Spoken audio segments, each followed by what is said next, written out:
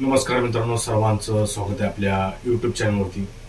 तर बघा मित्रांनो, जी काही पोलीस भरतीची अपडेट आहे ती आपण आता घेऊन आलेलो आहे।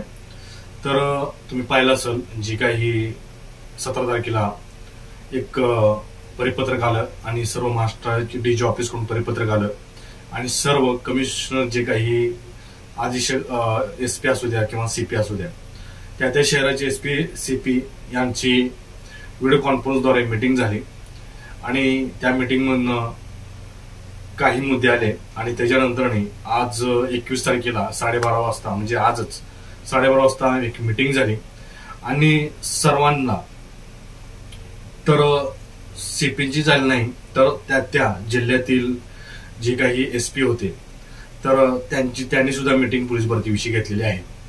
आणि आपले जे काही मुकुल सर आहेत, बहुतेक नागपूरचे आहेत, तर त्यांनी सुद्धा आज जे काही आपले महाराष्ट्राचे गृहमंत्री आणि मुख्यमंत्री देवेंद्र फडणवीस साहेब यांची भेट घेतली आणि भेटीमागं त्यांनी मुद्दा असा उपस्थित केलेला आहे की जे काही मुलांचं वय वाढत आहे,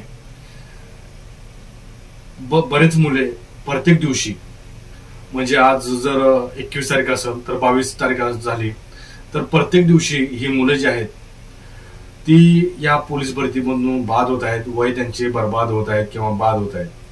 त्यांना जी काही येणारी पोलीस भरती आहे ती सुद्धा भेटणार नाही। त्यामुळे कमीत कमी तुम्ही एखादा पोलीस भरती वयवाढ बद्दल एक GR काढा किंवा सर्वांना एक संधी हा GR पास करा। कारण तुम्हाला माहिती असेल की बऱ्याच मुलांचं ही एज बार हो झालेलं आहे आणि जे मुलं मेन पोलीस भरतीसाठी लढतात, झगडतात आणि पोलीस भरती काढायला सांगतात, तेच मुले ह्या पोलीस भरतीच्या सध्या बाहेर होत आहेत।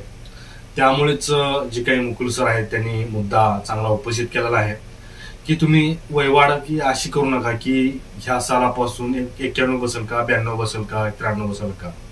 तर ज्यावेळेस तुम्ही गेल्या वेळेस ज्यावेळेस कोरोना आलता त्यावेळेस एक संधी, म्हणजे एक सर्वसाधारण संधी, म्हणजे एक संधी देण्यात आली होती, तशीच या पोलीस भरतीला सुद्धा तुम्ही एक संधी द्या असं मुकुल सरांनी सांगितलेलं आहे।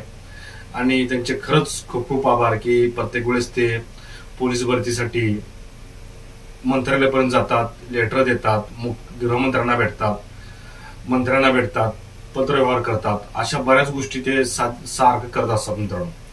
तर आणि दुसरा मुद्दा त्यांनी जे बोललेला आहे तो म्हणजे जे काही पोलीस भरती आहे ती पोलीस भरती आता सध्या फॉर्म भरून घ्या आणि फॉर्म भरून झाल्यानंतर जे काही मुलांचं एज बार होणार आहे ते तर थांबेलच, परंतु जे काही ही पोलीस भरती आहे ती उन्हाळ्यामध्ये होणार नाही आणि पावसाळ्यामध्ये पण होणार नाही।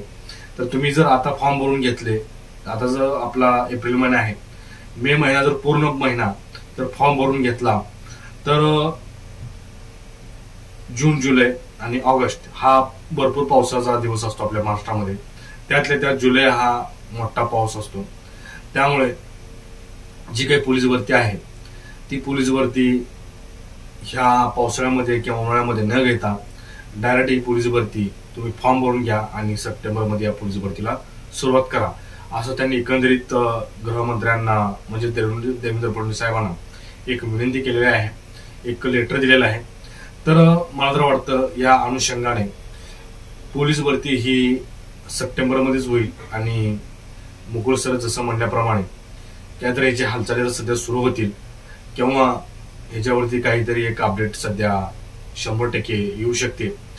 तर मित्रांनो, ही इतकीच अपडेट होती। आज मुकुल सर हे गृहमंत्र्यांना भेटलेले आहेत आणि पत्रव्यवहार सुद्धा केलेला आहे।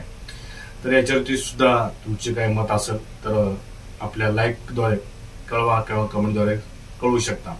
इतका व्हिडिओ होता। व्हिडिओ आवडल्यास परत एकदा लाईक, कमेंट आणि महत्त्वाचं म्हणजे शेअर करायला विसरू नका आणि सबस्क्राईब करायला सुद्धा विसरू नका। जय हिंद।